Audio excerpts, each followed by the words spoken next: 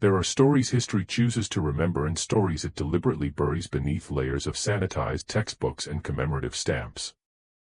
What you think you know about Harriet Tubman, the heroic conductor of the Underground Railroad, the fearless liberator who guided 300 souls to freedom, is only half the truth.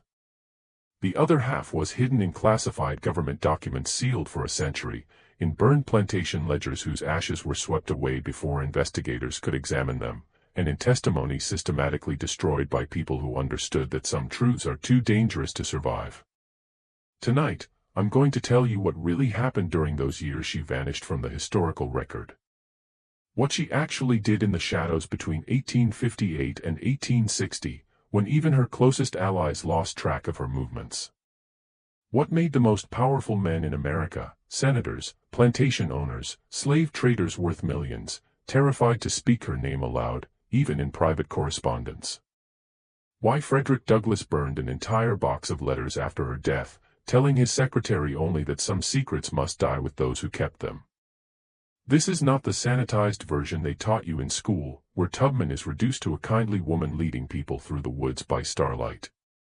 This is the story of a strategic genius who understood that saving individuals would never be enough.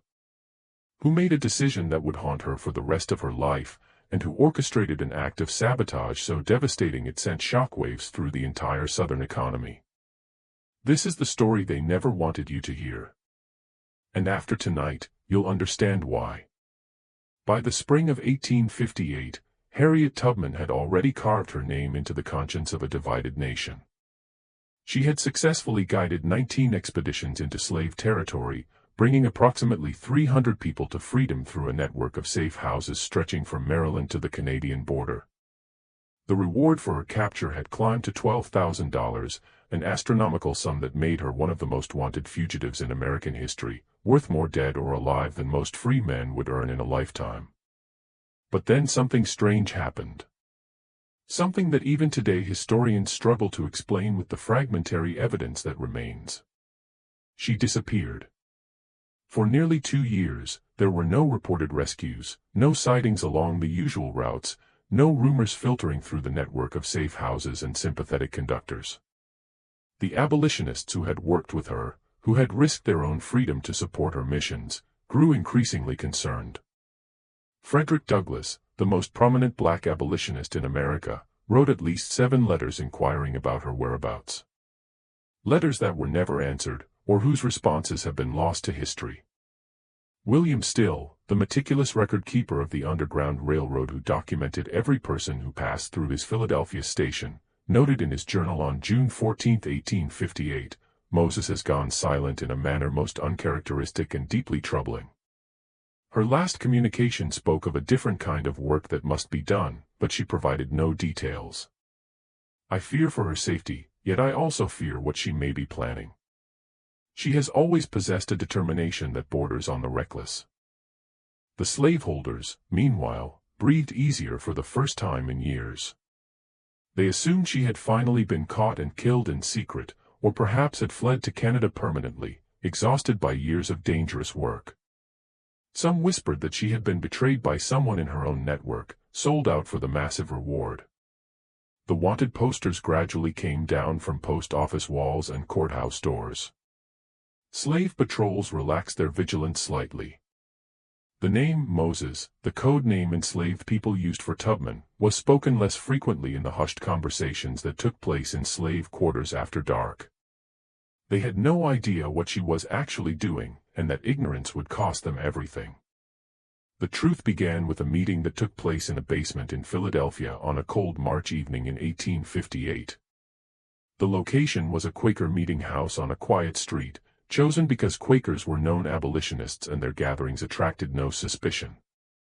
Present were Tubman, 3 men whose names were never recorded in any surviving document, and a white abolitionist named Thomas Garrett, a man who had already helped thousands of enslaved people escape, and who would later estimate he had assisted over 2,700 freedom seekers during his lifetime. What was discussed in that room remained secret for over a century, until a single letter surfaced in a private collection in 1967. The letter was part of an estate sale in Delaware, buried in a box of miscellaneous correspondence. A graduate student named Patricia Chen, researching Garrett's abolitionist activities, found it and immediately recognized its significance. She photographed several pages before the entire collection was purchased by an anonymous buyer for an undisclosed sum, a buyer who has never been identified and who ensured the original documents disappeared from public access within 48 hours. But before it vanished, Chen managed to capture one crucial page. The fragment, in Garrett's distinctive handwriting, read, "The plan she proposes is more dangerous than anything yet attempted by our network. If successful, it would strike at the very heart of the institution, not merely at its branches. It would create chaos in the slave markets, disrupt the breeding operations, and cast doubt on ownership claims across 3 states. But if she is caught, and the likelihood of capture is considerable, they will make an example of her that will echo through generations. They will not simply hang her. They will ensure her death is public, prolonged, and designed to terrify anyone who might follow her example. I have tried to dissuade her with every argument I possess. She will not be moved. She says she is tired of saving people one family at a time while the system grows stronger. She says it is time to attack the foundation, not the walls." What was this plan that made even hardened abolitionists, people who had dedicated their lives to fighting slavery, genuinely afraid? To understand, you need to know something about Harriet Tubman that history has deliberately softened, something that makes people uncomfortable even today. She was not simply brave or determined or faithful, though she was all those things. She was strategic, calculating, and when necessary, absolutely ruthless in pursuit of her goals. She carried a pistol on every rescue mission, a fact that is often mentioned but rarely explained. The gun wasn't just for slave catchers or bounty hunters. It was for the people she was rescuing. If someone in her group wanted to turn back, endangering everyone else through their fear or exhaustion, she would put the gun to their head and give them a choice: continue to freedom or die right there in the woods. As she reportedly said, and this is documented in multiple sources, "You'll be free or die a slave, but you won't go back and betray the others." This was not a woman who made empty threats. This was not a woman who let sentiment override strategy. And this was not a woman who would be satisfied with incremental change when revolutionary action was possible. The plan she conceived in early 1858 was based on a simple but devastating observation. The Underground Railroad saved individuals and families, which was noble and necessary work. But for every person she freed, 10 more were born into bondage. The institution itself was not shrinking. It was growing, becoming more entrenched, more profitable, more defended by law and custom.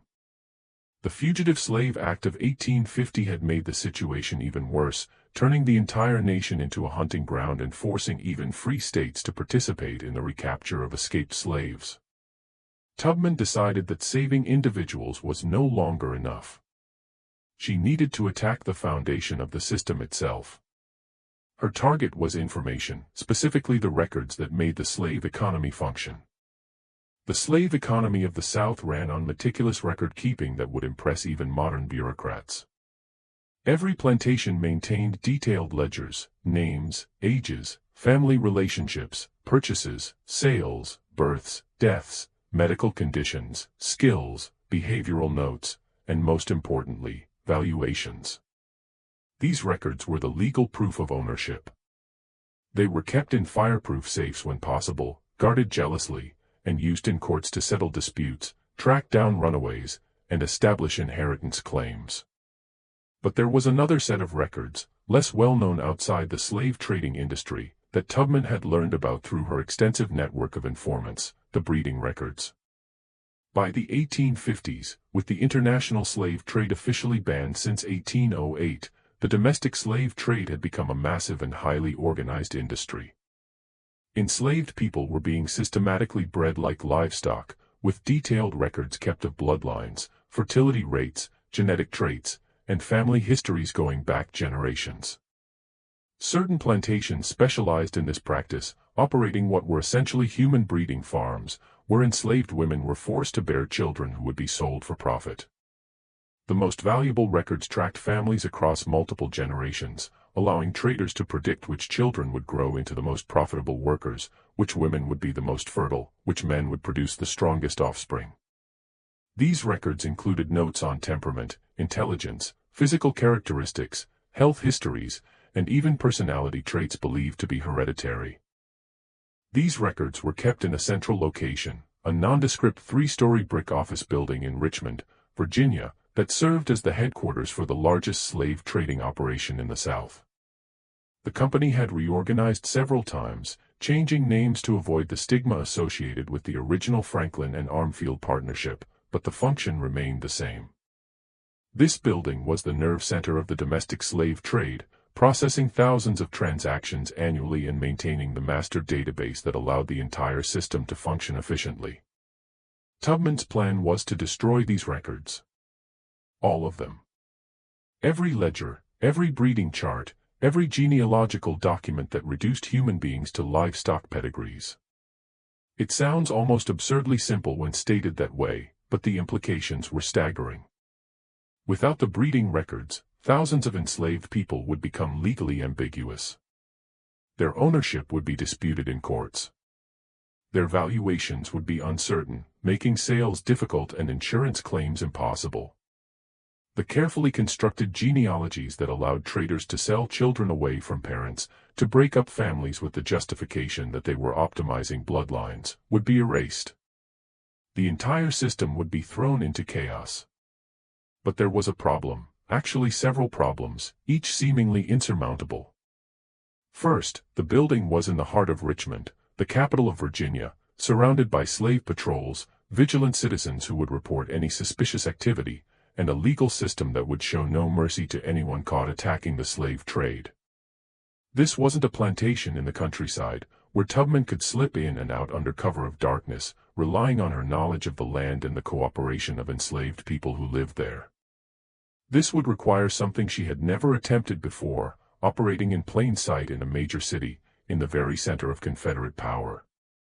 Second, even if she could destroy the central records, plantation owners maintained their own copies. The chaos would be temporary unless those records were also destroyed. She would need to coordinate simultaneous attacks across dozens of plantations in multiple states, a logistical nightmare requiring perfect timing, absolute secrecy, and a network of people willing to take enormous risks. Third, she would need to get inside the building, access the vault where the most important records were kept, and destroy everything before being discovered. The building had guards, locks, and security measures designed specifically to prevent theft or sabotage. Any one of these problems would have deterred most people. Tubman saw them as challenges to be solved. She would need help. She would need resources. She would need time to plan. And she would need to become someone else entirely. Someone who could move through Richmond without attracting suspicion. Someone who could gather intelligence, someone who could get close to the building and its routines. She would need to disappear. Harriet Tubman disappeared from the abolitionist circles of Philadelphia in April 1858. When she resurfaced 6 weeks later in Baltimore, even her closest associates didn't recognize her at first glance. She had transformed herself into an elderly house slave named Mary, complete with gray hair achieved through a mixture of ash and lard, a stooped posture that she maintained so consistently it became second nature, and the deferential manner of someone who had spent a lifetime in domestic service and learned to make herself invisible. The disguise was not just physical. She had studied the speech patterns, the gestures, the entire bearing of an older enslaved woman who posed no threat to anyone, the kind of person white people looked through rather than at. This was not her first disguise. She had posed as a man on several occasions, as a free woman with forged papers, even as a mentally disturbed person to avoid questioning during her rescue missions. But this was different. This persona needed to be sustainable for months, not days. It needed to withstand close scrutiny in an urban environment where people paid attention to strangers, where slave patrols checked papers regularly, where any inconsistency could lead to arrest and interrogation. She spent the summer of 1858 in Baltimore working as a hired-out domestic servant. This was a common practice in border cities, enslaved people whose owners lived elsewhere would be rented out to urban families for a weekly or monthly fee, with the money going to the owner. Mary came with impeccable references, forged documents that claimed she was owned by a widow named Mrs. Elizabeth Hartley in Delaware, who needed the income after her husband's death. The forgeries were the work of a free black man in Philadelphia who specialized in creating false papers. He was so skilled that his documents had never been detected, and he charged accordingly, $50 per complete set of papers, a fortune that Tubman had saved from her work as a cook and laundress during the periods between her rescue missions. But Tubman wasn't in Baltimore to work as a domestic servant. She was there to learn and to recruit through the network of enslaved domestics in the city, a network that was far more extensive and organized than most white people realized. She made contact with a man called James. His real name was never recorded in any document that survived. And for good reason.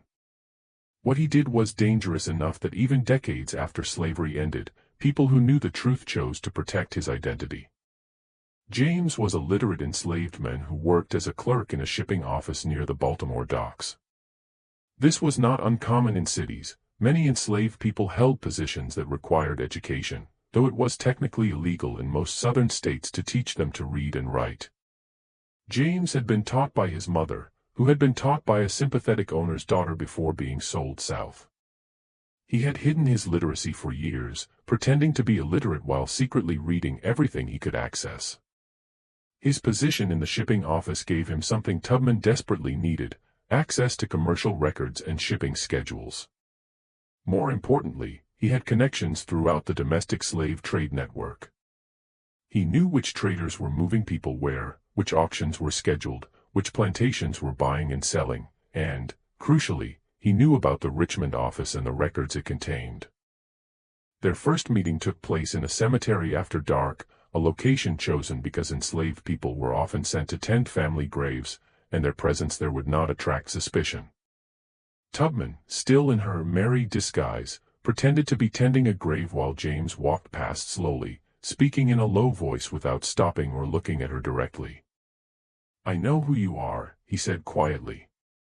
"I know what you've done, and I know you're planning something bigger than rescue missions." Tubman's hand moved toward the knife she kept hidden in her skirts, but she didn't draw it. "How do you know that?" "Because you've been asking questions. Careful questions, but questions nonetheless, about the Richmond office, about record keeping, about security measures." He paused at a gravestone, pretending to read the inscription. "What you're asking is suicide. That building has guards. The records are in a vault. Even if you could get inside, even if you could destroy the papers, they'd rebuild the records from plantation copies within months. You'd accomplish nothing except getting yourself killed." "Not if we destroy those copies, too," Tubman replied. James stopped walking, turned to look at her directly for the first time, abandoning the pretense of casual conversation. "You're talking about hitting dozens of plantations simultaneously. That's impossible." "Is it?" What Tubman proposed over the next hour, speaking in whispers in that cemetery as darkness fell completely, was audacious to the point of madness. She wanted to organize a coordinated action across Virginia, Maryland, and North Carolina. On the same night, trusted people would set fire to the record rooms of major plantations, while she and a small team hit the central office in Richmond. The fires would be set to look accidental: a knocked-over lamp, a careless spark from a fireplace, a candle left too close to papers, nothing that would immediately point to organized sabotage. The key was timing and communication. It would require a network of people willing to take enormous risks, perfect coordination without telegraphs or written messages that could be intercepted, and absolute secrecy. If even one person was caught and talked, the entire operation would collapse. James told her it couldn't be done. Then he spent the next 3 months helping her do it. The network they built was unlike anything the Underground Railroad had attempted before. It wasn't designed to move people north to freedom. It was designed to move information and coordinate action across hundreds of miles, using methods that left no paper trail and could not be intercepted by authorities. They used songs, specific spirituals sung in specific ways that would be passed from plantation to plantation by enslaved people who traveled with their owners or were hired out to work in different locations. The songs contained coded information about timing and targets hidden in verses that sounded like ordinary religious music to anyone who didn't know the code. A particular verse sung at a particular tempo meant 2 weeks from Sunday. A different verse meant wait for the next signal. A change in the usual melody indicated danger or a need to abort. The beauty of this system was that singing was expected, even encouraged among enslaved people. Spirituals were sung during work, during worship, during any gathering. No one would suspect that the songs carried messages. They used quilts hung on clotheslines with patterns that meant different things to those who knew how to read them. A particular arrangement of squares indicated a safe house. A different pattern warned of danger. These quilts were common sights in every community, and the patterns changed frequently enough that they could convey updated information without attracting suspicion. They used the movement of goods along trade routes with marked crates that told people where to look for hidden messages, a particular scratch on a wooden crate, a specific knot in a rope, a certain arrangement of items in a wagon. All of these could carry meaning to those who knew the code. And they recruited carefully. Not freedom seekers who wanted to escape north, but people who were willing to stay enslaved, to remain in place and take action when the signal came. People who understood they might never escape themselves, but could strike a blow against the system. People who were willing to risk everything for a cause larger than their own freedom. This was perhaps the most difficult part of the operation. Tubman had to identify people who possessed the right combination of courage, discretion, and strategic thinking. She had to approach them carefully, revealing only as much as necessary, always prepared for the possibility of betrayal. She had to trust her instincts about human nature, knowing that one wrong choice could doom the entire plan. By November 1858, the network was in place. Tubman had identified 43 plantations with vulnerable record rooms, places where the documents were kept in wooden buildings or offices that could be set on fire without endangering the main house or the slave quarters. She had people positioned at each one, waiting for the signal. And she had assembled a team of 5 people who would go with her into Richmond. But there was still the problem of the vault. The central office kept its most important records in a fireproof safe manufactured by the Herring Safe Company of New York. It was state-of-the-art technology for the time, designed to withstand not just fire but also physical attacks. The safe had a combination lock that was considered unpickable, walls thick enough to resist drilling, and a design that would cause the locking mechanism to jam permanently if someone tried to force it open. There was no way to break into it, and even if they could, the noise would alert the guards who patrolled the building. Tubman needed someone who could open it properly. She needed the combination. This is where the story takes a turn that seems almost too convenient to be true, the kind of coincidence that would be rejected as unrealistic in fiction, except that it's documented in multiple sources, corroborated by letters and testimonies given years later after the Civil War had ended and people felt safe enough to speak about what they had done. In December 1858, a white man named Robert Harrington approached Thomas Garrett in Philadelphia. Harrington was a locksmith and safe technician who had done work for various businesses throughout the Mid-Atlantic region, including slave traders. He had installed the safe in the Richmond office 3 years earlier, along with similar safes in several other locations. He wanted to help the abolitionist cause, and he had kept copies of the combinations to every safe he'd ever installed. When Garrett told Tubman about Harrington, she was immediately suspicious. It seemed too perfect, too convenient. In her experience, when something seemed too good to be true, it usually was. She spent weeks investigating the man, having him followed by people she trusted, testing him with false information to see if it would leak to authorities or slave traders. She learned that Harrington was exactly what he claimed to be, a skilled locksmith who had recently experienced a crisis of conscience. The catalyst had been a slave auction he witnessed in Richmond while installing a safe in a nearby building. He had watched as a mother was separated from her 3 children, each sold to different buyers.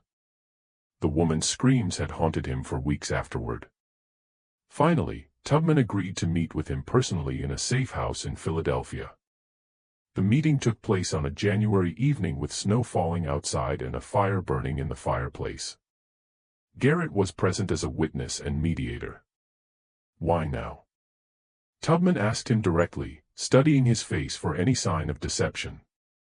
"You've installed these safes for years. You've profited from this system. You've helped slave traders protect their records and their money. Why help us now?" Harrington's answer was simple and devastating. "I have a daughter. She's 7 years old. Last month, she asked me what I do for work, where I go when I travel. I realized I couldn't tell her the truth. I couldn't tell her that I help keep people in chains, that I make money from human misery. I couldn't look at her innocent face and explain that her comfortable life is built on the suffering of children just like her. So I'm here. I can't undo what I've done, but I can try to make it right." Whether his motives were genuine or not, and Tubman never fully trusted him, she decided to use the information he provided. But she didn't tell him the full plan. She told him she wanted the combination to help forge freedom papers, to create documents that would help people escape. He gave her the combination and several other pieces of useful information about the building's layout and security measures, believing he was helping with forgeries and perhaps small-scale theft. He had no idea what was really about to happen. And Tubman made sure he would never know, never be implicated, never face consequences for his assistance. She protected him the same way she protected everyone in her network, through compartmentalization and careful management of information. By January 1859, everything was in place. The network was ready, spread across 3 states like an invisible web. The team was assembled, each person carefully chosen and prepared for their role. The combination was secured and verified. All that remained was to choose the date and give the signal. Tubman chose February 23, 1859. It was a Wednesday, the middle of the week, when people would be least alert, when routines would be most predictable. There would be no moon that night. She had consulted an almanac to ensure complete darkness, and it was exactly 1 week before a major slave auction in Richmond that would bring traders from across the South to the city, meaning the records would be in heavy use and the office would be fully stocked with the most current information. The signal went out through the network in early February.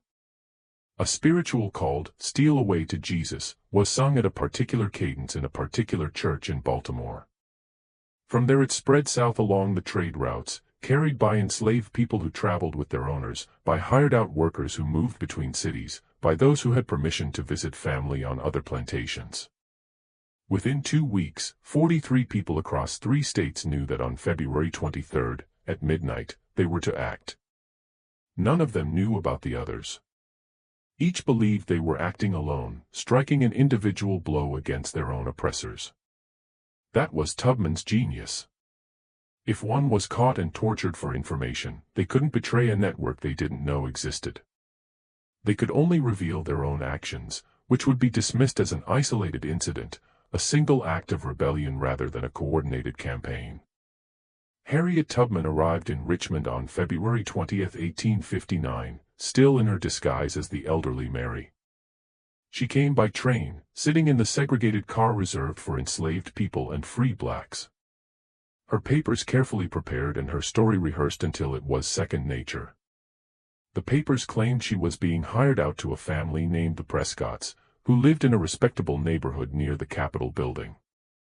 The Prescotts didn't exist, but the papers were good enough to pass inspection at the checkpoints that controlled entry into the city. Richmond was paranoid about slave rebellions, especially after Nat Turner's uprising in 1831, and the authorities checked everyone who entered. The city itself was a strange mixture of elegance and brutality. Grand houses lined the main streets, their columns and porticos designed to evoke ancient Greece and Rome.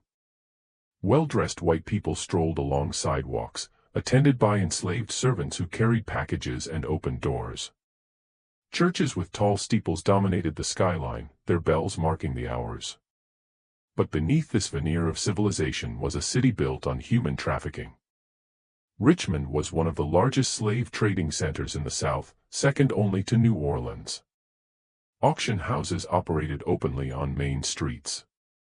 Enslaved people were marched through the city in chains from the train station to the holding pens where they would wait to be sold. The smell of the city, a mixture of coal smoke, horse manure, and human misery, was something Tubman would remember for the rest of her life.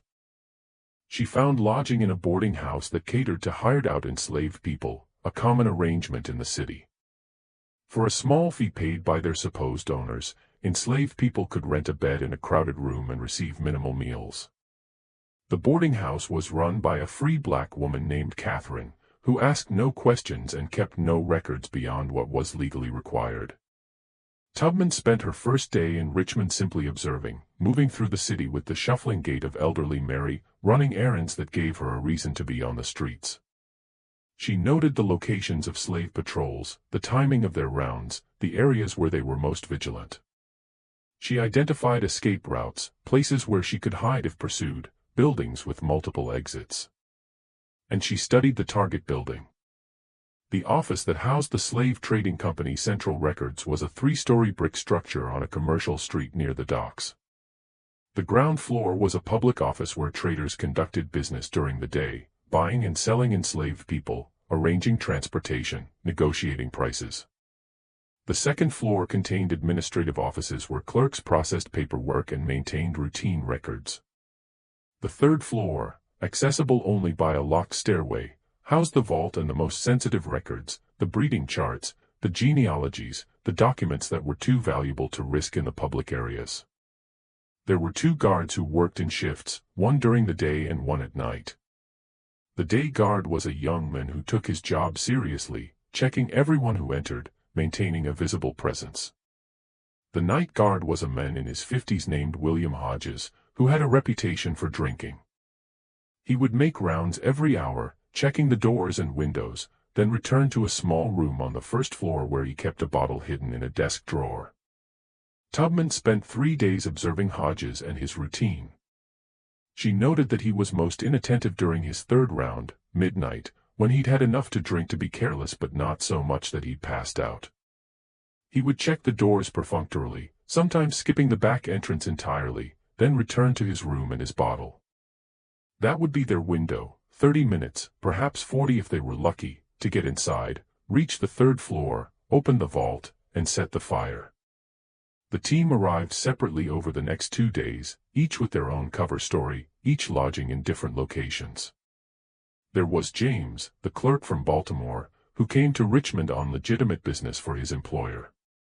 A woman I'll call Sarah, who had worked as a house slave in Richmond years earlier and knew the city's geography intimately. 2 brothers, former sailors named Thomas and William, who had experience with fires and knew how to make them spread quickly while appearing accidental. And a teenage boy named Daniel, sharp-eyed and quick, who would serve as their lookout and messenger. They never met as a group. That would have been too suspicious, too dangerous. Instead, they communicated through dead drops, messages left in predetermined locations, picked up without acknowledgement. A loose brick in a particular wall, a hollow tree in a cemetery, a crack between floorboards in a church where enslaved people were allowed to worship. The messages were written in a code that Tubman had developed, a mixture of symbols and abbreviated words that would be meaningless to anyone who intercepted them. Even if someone found a message, it would appear to be random scratches or the idle doodles of someone barely literate. On February 22nd, the day before the planned action, Tubman made her final reconnaissance of the building. She walked past it 3 times during the day, noting the positions of windows, the type of locks on the doors, the presence of any new security measures. In the evening, she watched from a distance as Hodges began his shift, confirming that his routine hadn't changed. Everything was ready. The network across 3 states was waiting for the signal. Her team in Richmond was in position. The combination to the vault was memorized. The materials for starting the fire were prepared and hidden in locations where they could be quickly retrieved. But Tubman couldn't sleep that night. She lay in her narrow bed in the boarding house, listening to the sounds of the city, distant voices, the rattle of wagons, the bark of dogs. She thought about all the things that could go wrong. A guard changing his routine. A patrol passing at the wrong moment. Someone in the network losing their nerve or being discovered. The combination not working. The fire spreading too quickly and trapping them inside.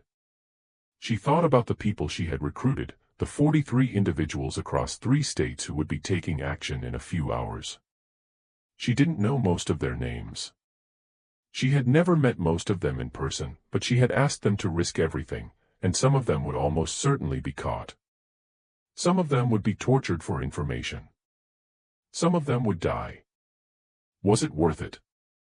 Would destroying records really make a difference, or was she deluding herself, striking a symbolic blow that would accomplish nothing except getting people killed?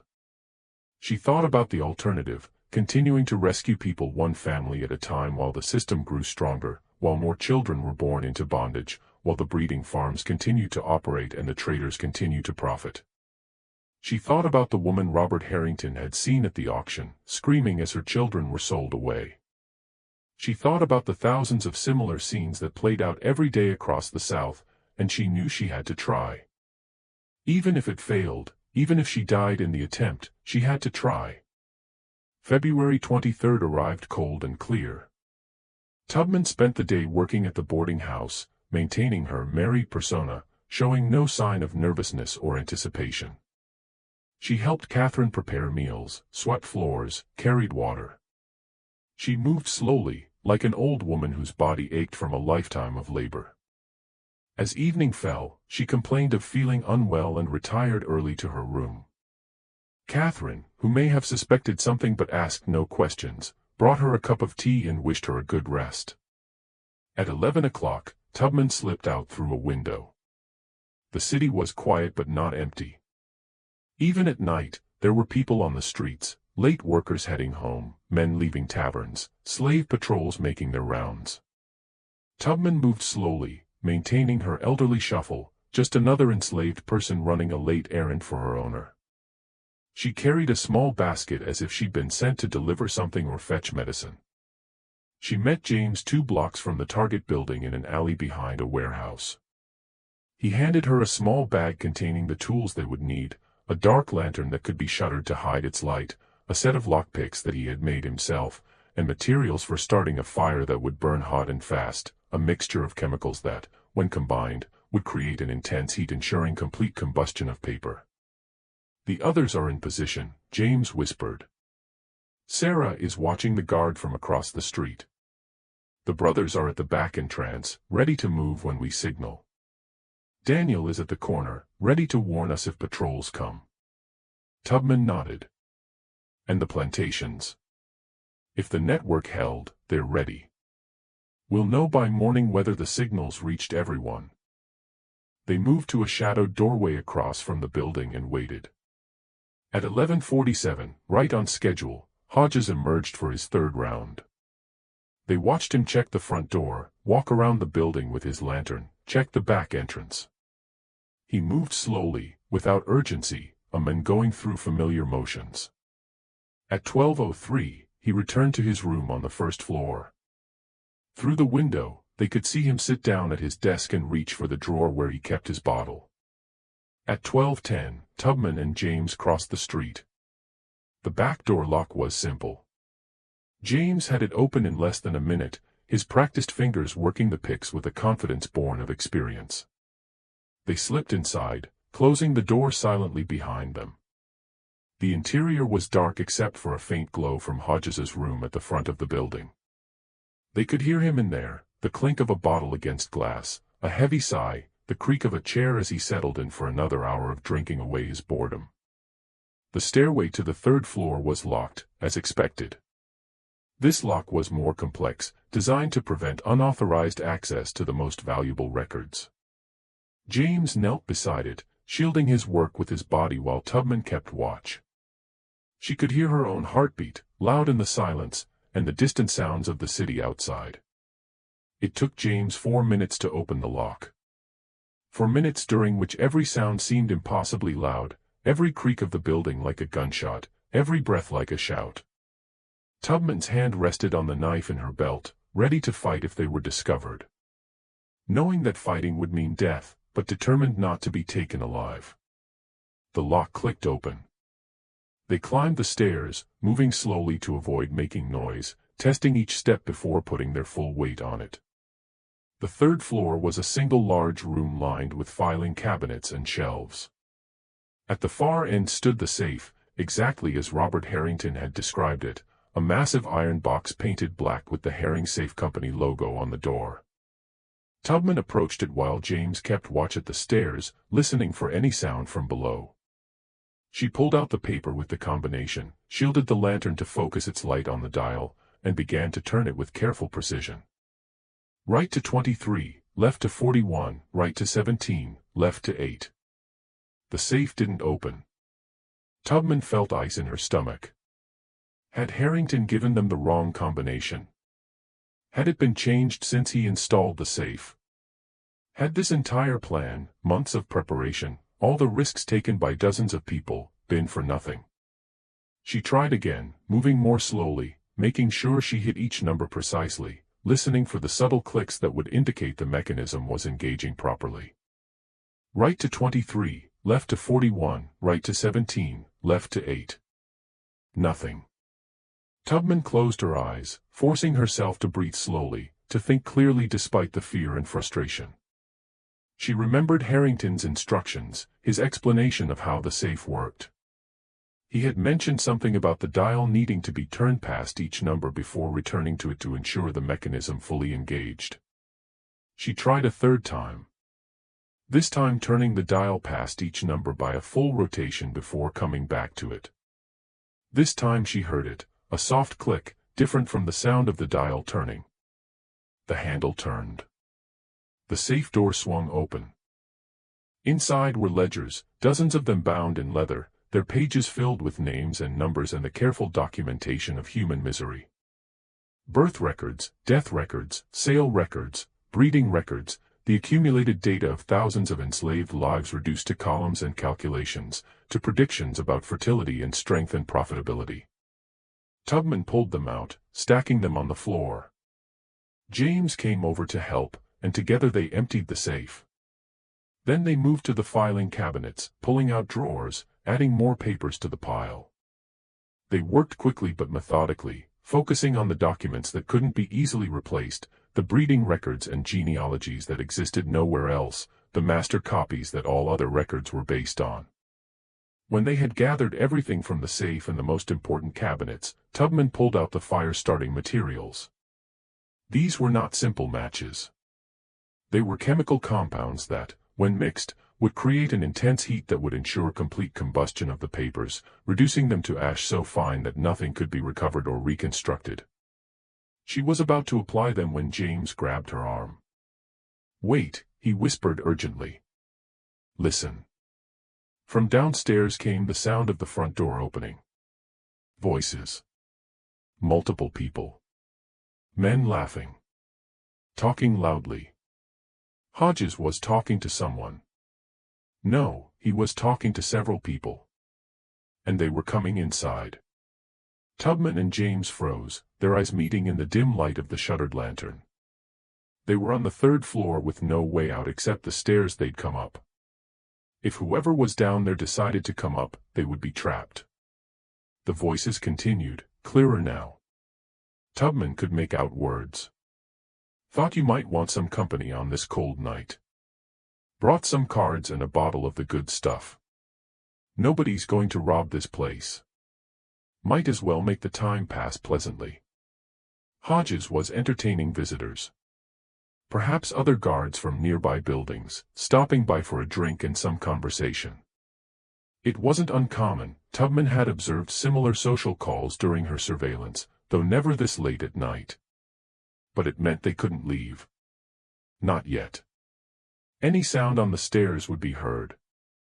They would have to wait until the visitors left, which could be minutes or could be hours. Tubman looked at the pile of records. Then at the windows. They were on the third floor, too high to jump without serious injury. Even if they could get out, they couldn't take the records with them, and without destroying them, the entire mission would fail. She made a decision. She applied the chemical compounds to the papers, working quickly and silently. The mixture would take several minutes to ignite, enough time for them to get downstairs and out, but not enough time to warn anyone or stop the fire once it started. It was a calculated risk. If the visitors stayed too long, the fire would start while Tubman and James were still in the building. But if they waited for the visitors to leave, they might not have time to complete the mission before Hodges made his next round. Then she and James moved to the stairs and waited in the darkness, listening to the conversation below. 5 minutes passed. 10. The visitors showed no sign of leaving. They had settled in for a long night of drinking and cards. Tubman checked her pocket watch, tilting it toward the faint light from the lantern. 12:47, the chemicals would ignite in less than 3 minutes. At 12:49, she heard one of the visitors say goodnight, footsteps toward the door, but the others stayed, still talking with Hodges, their voices slurred with alcohol. 12:50, another visitor left. 2 remained, plus Hodges. 12:51, Tubman smelled it before she saw it, a sharp, acrid scent as the chemicals began to react. In seconds, the papers would burst into flame. She looked at James. He understood. They couldn't wait any longer. They would have to risk it. They started down the stairs, moving as quietly as possible. Behind them, the first flames appeared, small but growing rapidly as the chemical reaction accelerated. They reached the second-floor landing. The voices below continued, oblivious. Tubman could hear cards being shuffled, glasses clinking, laughter. They reached the first floor. Hodges's room was to their right, the back door straight ahead. 20 feet. 15. Behind them, on the third floor, the fire found the main pile of records.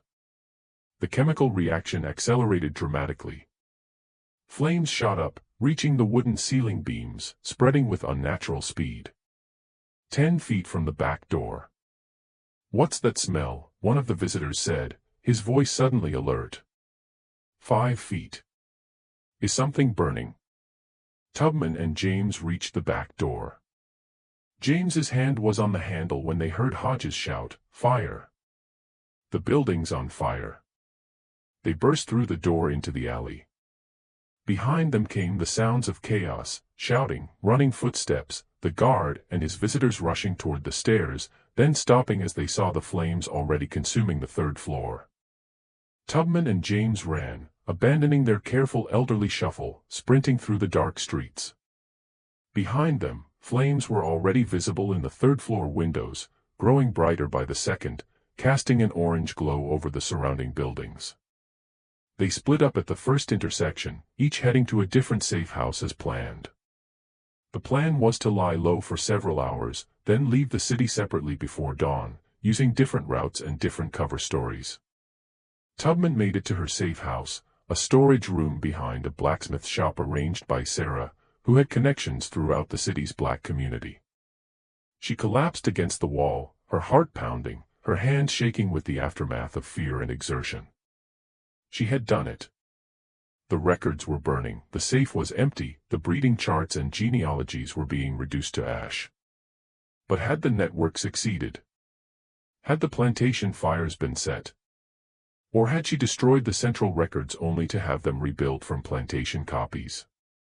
She would have to wait until morning to find out. And morning seemed very far away. Unward and the fire in Richmond was discovered quickly enough that the building was saved from complete destruction. But the third floor was a total loss. The safe, though fireproof on the outside, had been left open, and its contents were reduced to ash so fine that it could have been blown away by a breath. The filing cabinets that Tubman and James had emptied were also complete losses, their contents consumed by flames that burned with an intensity suggesting accelerants had been used. The guard Hodges and his 2 visitors managed to escape unharmed, though Hodges was immediately suspected of negligence and faced intense questioning. He claimed he had smelled nothing, seen nothing until the fire was already raging. An investigation was launched, but with no evidence of forced entry. James had been careful to relock the doors behind them, and Hodges's well-known reputation for drinking, the official conclusion was that he had knocked over a lamp or dropped a cigar while making his rounds on the third floor. No one suspected arson. No one connected it to the Underground Railroad or to any organized resistance. It was simply a tragic accident that had destroyed valuable property records. The slave trading company would have to rebuild its database from plantation copies, which would be expensive and time-consuming, but not impossible. That was the conclusion on February 24th when the sun rose over Richmond and revealed the smoke-damaged building. But that conclusion didn't last long. Over the next 3 days, reports began to filter into Richmond from across Virginia, Maryland, and North Carolina. Plantation after plantation reported fires in their record rooms. Some were small, contained quickly with minimal damage. Others destroyed entire outbuildings, consuming decades of carefully maintained records. The reports came in slowly at first, carried by messengers and mail coaches, then with increasing frequency as the pattern became impossible to ignore. In Henrico County, Virginia, the Whitfield plantation reported that their record room had burned on the night of February 23rd. The fire had started around midnight, apparently from a knocked-over lamp. The overseer's records, including breeding charts going back 20 years, were completely destroyed. In Caroline County, Virginia, the Thornton plantation reported a similar fire, also on February 23rd, also around midnight. The slave quarters were unharmed, but the office where records were kept was gutted. In Hanover County, the Patterson plantation; in Chesterfield County, the Reynolds plantation; in Prince George County, the Mitchell plantation. The reports kept coming.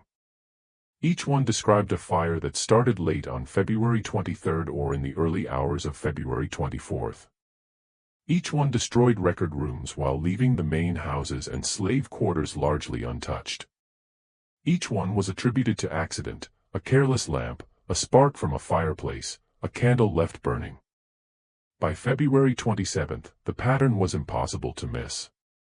Slave owners and traders quickly realized this was not a series of unfortunate coincidences.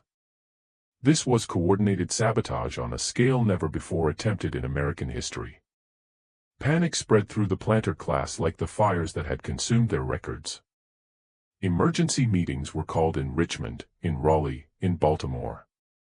Militias were mobilized. Slave patrols were doubled, then tripled.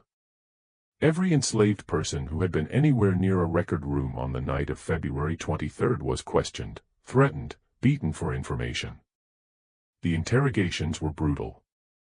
Overseers and slave catchers used every method they knew to extract confessions: whipping, branding, waterboarding, threats against family members. They were certain that such a coordinated action required extensive planning and communication, and they were determined to uncover the network responsible. But the network held. The people who had set the fires knew nothing about each other. They couldn't betray what they didn't know. And Tubman had been careful to recruit people who were skilled at deception, at maintaining their composure under pressure, at hiding their true thoughts and feelings behind the mask of submission that enslaved people wore for survival. A few were caught. A man named Peter in Mecklenburg County, North Carolina, was seen near the record room shortly before the fire started. He was hanged without trial, his body left hanging as a warning to others. A woman named Hannah in Dorchester County, Maryland, was accused based on nothing more than suspicion and the fact that she had been heard singing "Steal Away to Jesus" in the days before the fire. She was sold south, separated from her husband and children, disappeared into the vast machinery of the domestic slave trade. But most of the network survived. They maintained their innocence, expressed shock and horror at the fires, and continued their daily routines as if nothing had happened.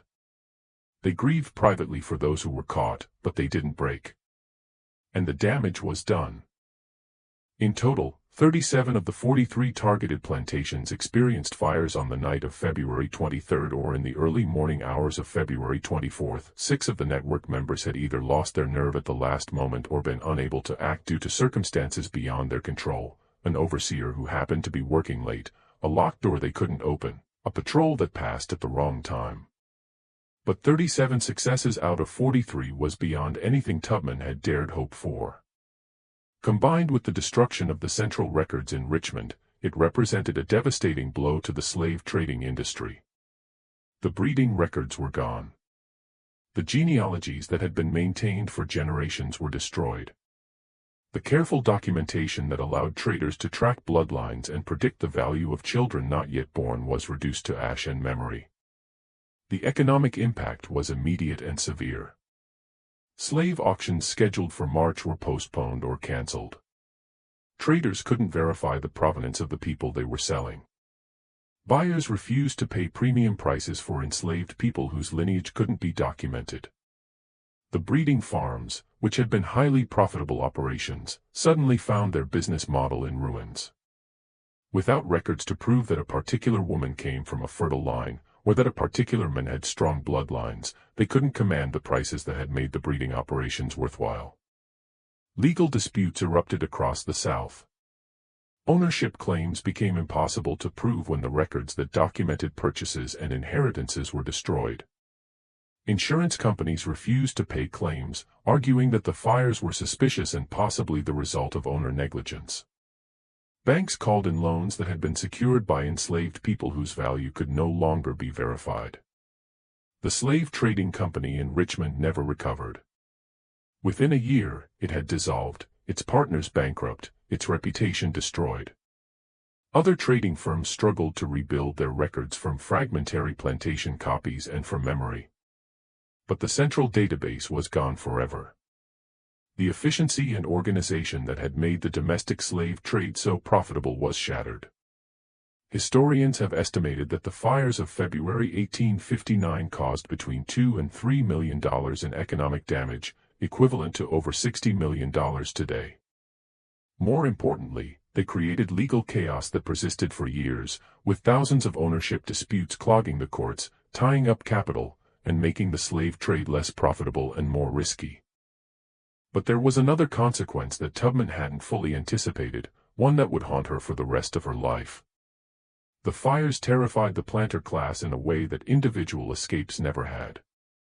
This wasn't enslaved people running away, seeking their own freedom. This was enslaved people fighting back, organizing, striking at the system itself. It suggested a level of coordination and capability that challenged every assumption about the docility and ignorance of enslaved populations. And the response was brutal. Across the South, laws were tightened. Literacy among enslaved people, already illegal in most states, was prosecuted more aggressively. Anyone caught teaching an enslaved person to read or write faced severe penalties. Gatherings of enslaved people were restricted. No more than 5 could meet without white supervision. The hiring out system that had allowed enslaved people some freedom of movement in cities was curtailed. Passes were required for any travel, and the penalties for being caught without proper documentation were increased. Punishments for even minor infractions became more severe. Overseers, frightened by the evidence of organized resistance, cracked down harder on any sign of independence or defiance. The violence that had always been part of slavery intensified. In trying to strike a blow against the system, Tubman had inadvertently made life harder for millions of enslaved people in the short term. The planter class, frightened and angry, took out their fear on the people they controlled. Tubman understood this. Years later, after the Civil War, she reflected on the events of 1859 in a letter to a friend. The letter was discovered in an archive in the 1950s, and it reveals the moral complexity of her decision. I thought I could hurt the system without hurting the people. I was wrong. They made the people pay for what I'd done. Every new restriction, every new cruelty, every tightening of the chains, that weight is mine to carry. I see their faces sometimes. The ones who suffered because of what I set in motion. I hear their cries in my dreams. But I also know this, the system was already dying. It just didn't know it yet. What we did in Richmond, what those brave souls did on those plantations, we showed that enslaved people could organize, could plan, could strike back. We showed that the system wasn't as strong as it pretended to be. We showed that the foundation could be shaken. Did it hasten the end? I believe it did. I believe it helped bring the war closer. And the war brought freedom. But the cost was paid by people who never chose to be part of my plan, who never knew what I was doing, who suffered for my decisions. That's the burden of choosing to fight. You don't just risk yourself. You risk everyone. And you have to live with that. Whether she was right, whether the fires actually hastened the end of slavery or simply caused suffering without meaningful change, is a question historians still debate. Harriet Tubman left Richmond before dawn on February 24, traveling north through a network of safe houses that had been arranged in advance. She moved as the elderly Mary, carrying papers that identified her as returning to her owner in Delaware after a month of hired work in Richmond. She traveled by foot, by wagon, by train, always maintaining her disguise, always alert for any sign that she was being followed or suspected. The journey took 5 days during which she had no way of knowing whether the plantation fires had succeeded, whether her team had escaped safely, whether the authorities were connecting the dots.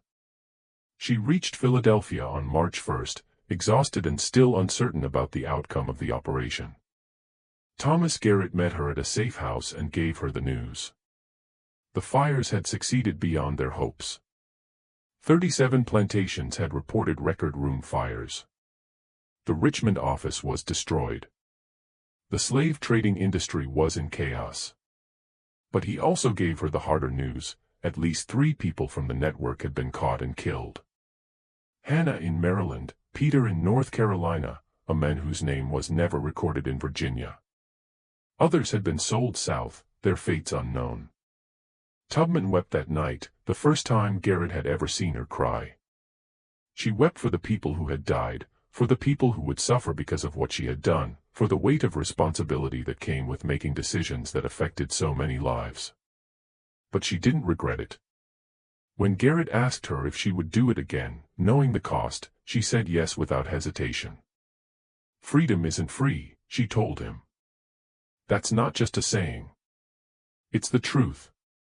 Every step toward freedom costs something, costs someone.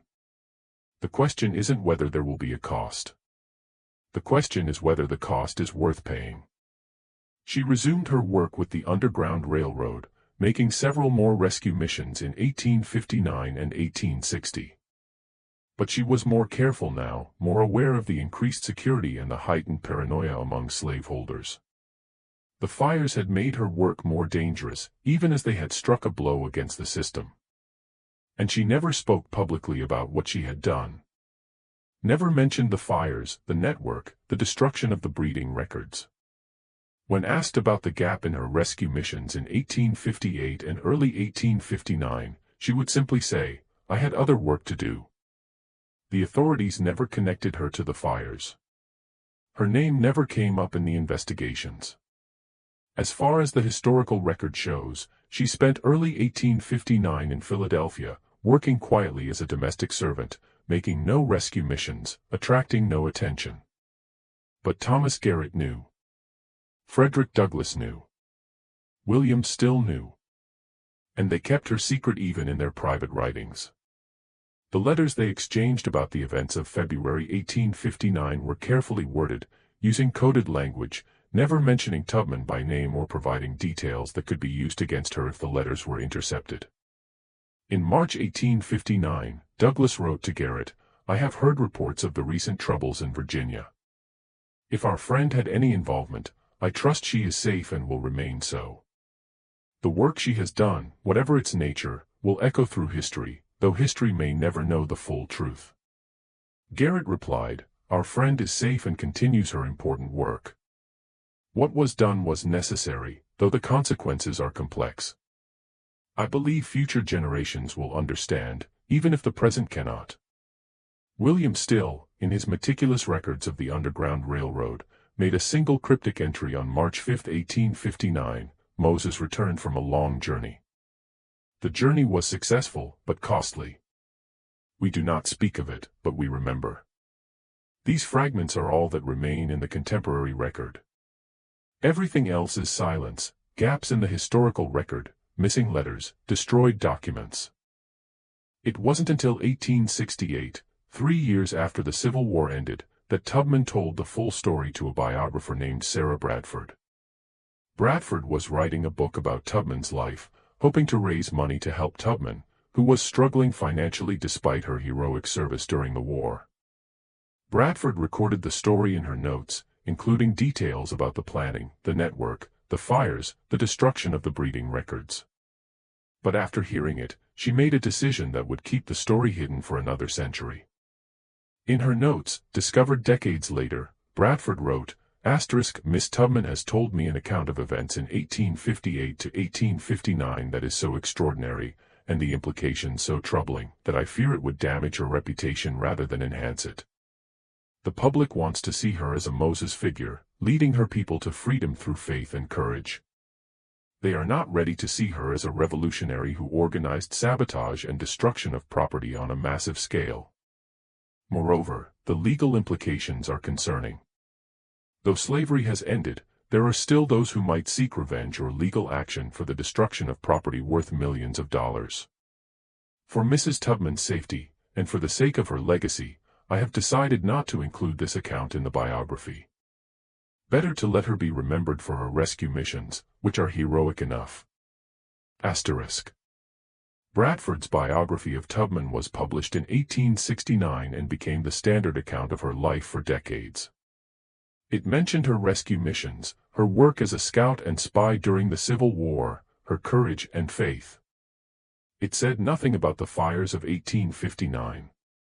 The notes containing the full story were filed away in Bradford's papers, forgotten for decades. In 1967, a graduate student named Patricia Chen, researching the Underground Railroad for a dissertation, discovered Bradford's notes in an archive at Syracuse University. She immediately recognized the significance of what she had found and began to investigate further. She found the fragment of Thomas Garrett's letter that had been photographed before disappearing. She found court records of ownership disputes following fires in February 1859. She found plantation records that mentioned the fires and the destruction of breeding records. She found newspaper accounts from the time that described the panic among slave traders. She pieced together the story, connecting dots that had been deliberately left unconnected for over a century. And she wrote an article titled, Harriet Tubman and the Fires of 1859, a hidden chapter in the fight against slavery. She submitted it to the Journal of American History. It was rejected with a brief note, insufficient evidence for the claims made. The connections drawn are speculative and not supported by definitive documentation. She submitted it to the Journal of Southern History. It was rejected with a longer explanation. While the research is interesting, the conclusions are too controversial and not adequately supported. The suggestion that Harriet Tubman organized widespread arson is damaging to her legacy and requires more substantial proof. She submitted it to 2 more journals. Both rejected it. Chen's dissertation advisor suggested she drop the topic and focus on more conventional aspects of the Underground Railroad. When she refused, he warned her that pursuing this line of research could damage her career. Chen finished her dissertation without including the material about the fires. She got her Ph.D., got a teaching position at a small college, and continued to research the topic in her spare time, but she never published the article. The evidence was there, but the academic establishment wasn't ready to accept it. The story remained buried. In 2003, another researcher, a historian named Marcus Williams, was studying slave trading companies for a book about the domestic slave trade. He found a damaged ledger that had survived the Richmond fire. It had been in a filing cabinet on the 2nd floor, below the main blaze. The pages were charred and water-damaged, but some entries were still legible. On the last page, someone had written a note in pencil, probably added after the fire, deliberate destruction suspected. Negro woman seen in area days before fire. Description, elderly, gray hair, stooped posture, spoke with accent suggesting Maryland origins. Name unknown. Believed to be connected to Underground Railroad operations. Reward of $500 offered for information leading to identification and capture. The description matched Tubman's merry disguise perfectly. The timing matched her presence in Richmond. The connection to the Underground Railroad pointed directly to her. Williams published his findings in a book about the slave trade, including a chapter about the fires of 1859. He suggested, carefully, and with appropriate academic caution, that Harriet Tubman may have been involved in organizing the destruction of records. The book received mixed reviews. Some historians praised Williams for uncovering new evidence and asking important questions. Others criticized him for speculation and damaging the reputation of an American hero. The debate continues today. Some historians accept that Tubman was likely involved in the fires. Others remain skeptical, arguing that the evidence is circumstantial and that extraordinary claims require extraordinary proof. But the evidence is there, scattered across dozens of sources, waiting for anyone willing to look.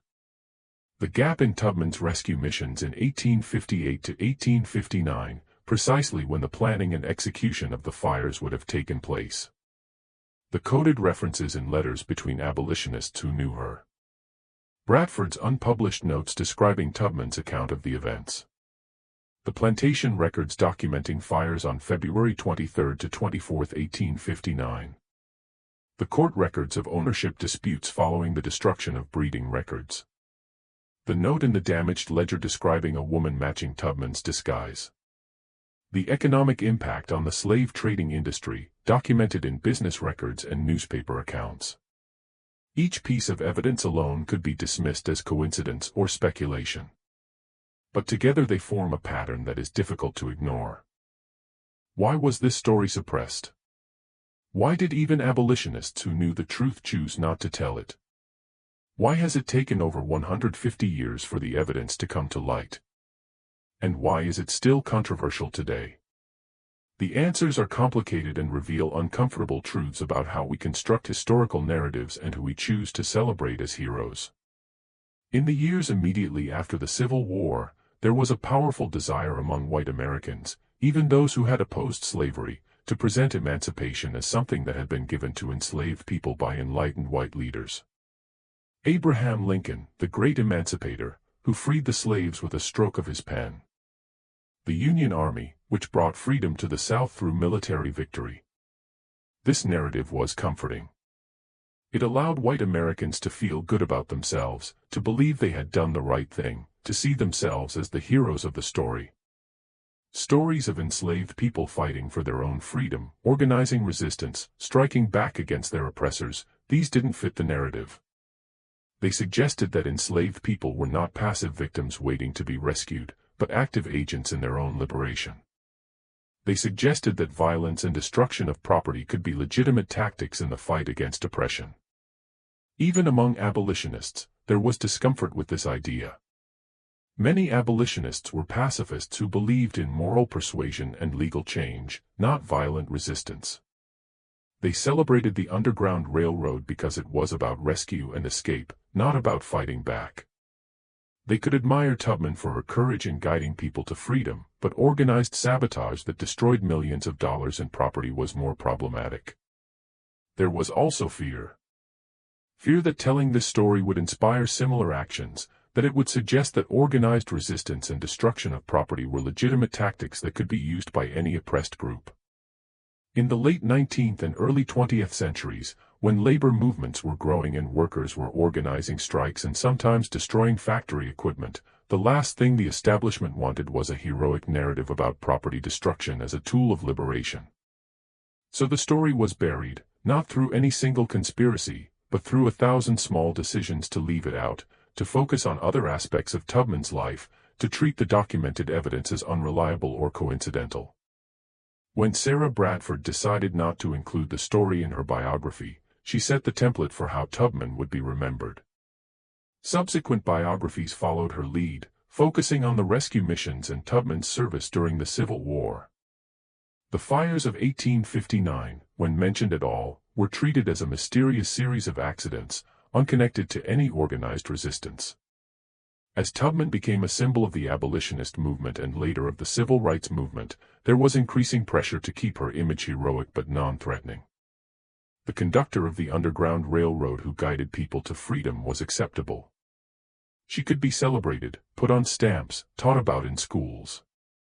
The strategic saboteur who destroyed millions of dollars in property and helped destabilize the slave economy was more complicated, more controversial, more difficult to fit into a simple narrative of American heroism. This sanitization of history is not unique to Tubman. It's a pattern that repeats throughout American history. We celebrate Martin Luther King Jr. for his dream of racial harmony, but we're less comfortable with his criticism of capitalism and his opposition to the Vietnam War. We celebrate Rosa Parks for refusing to give up her seat on a bus, but we don't talk as much about her decades of organizing work and her connections to more radical activists. We celebrate the American Revolution, but we're uncomfortable with the fact that it involved widespread destruction of property and violence against loyalists. We want our heroes to be simple, to fit into narratives that make us feel good about ourselves and our country. We want them to be brave but not too radical, to challenge injustice but not too fundamentally, to fight for change but through methods we find acceptable. The truth is usually more complicated. Harriet Tubman was not a simple hero. She was a complex person who made difficult decisions, who weighed costs and benefits, who understood that fighting oppression sometimes requires tactics that make people uncomfortable. She saved hundreds of people through her rescue missions, and that work was undeniably heroic. But she also organized an act of sabotage that caused massive economic damage, that led to increased repression in the short term, that resulted in people being killed. Was it worth it?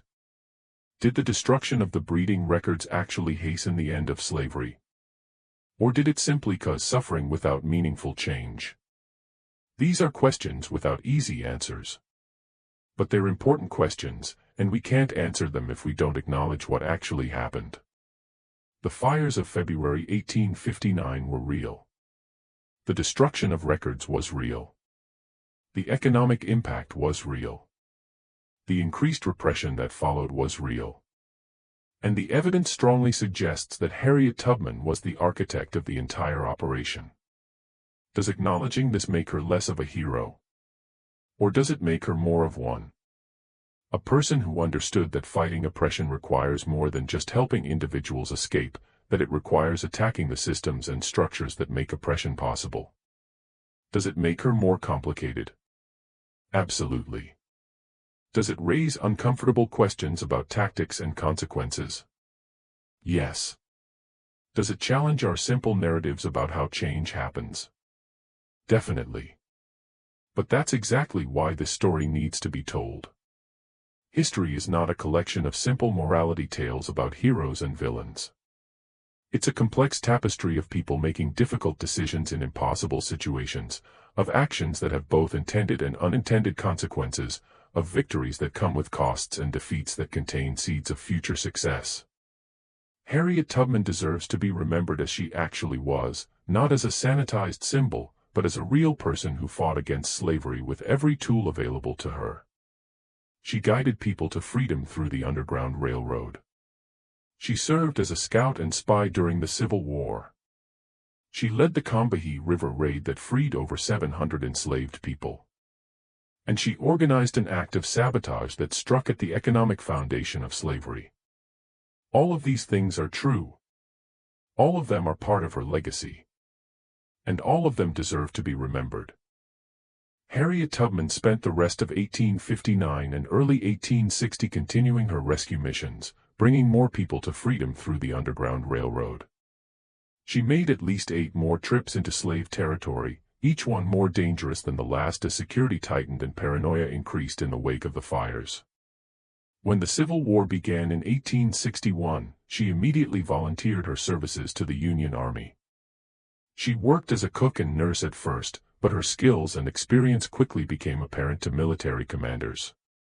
She was recruited as a scout and spy, using her knowledge of the South and her ability to move undetected through enemy territory. In June 1863, she led the Combahee River raid in South Carolina, guiding Union gunboats up the river and coordinating with enslaved people on plantations to organize a mass escape. Over 700 enslaved people were freed in a single night, the largest liberation of enslaved people by a single person in American history. It was a military operation sanctioned and supported by the Union Army, but it bore Tubman's signature: careful planning, perfect timing, and the use of networks within enslaved communities. After the war, she settled in Auburn, New York, where she had purchased property before the war began. She married a man named Nelson Davis, a former slave and Union veteran. She continued her activism, working for women's suffrage and establishing a home for elderly and indigent African Americans. She lived until 1913, dying at the age of 91. In her later years, she spoke often about her Underground Railroad work, about the people she had rescued, about the dangers she had faced. She became a celebrated figure, invited to speak at churches and meetings, honored by abolitionists and civil rights activists.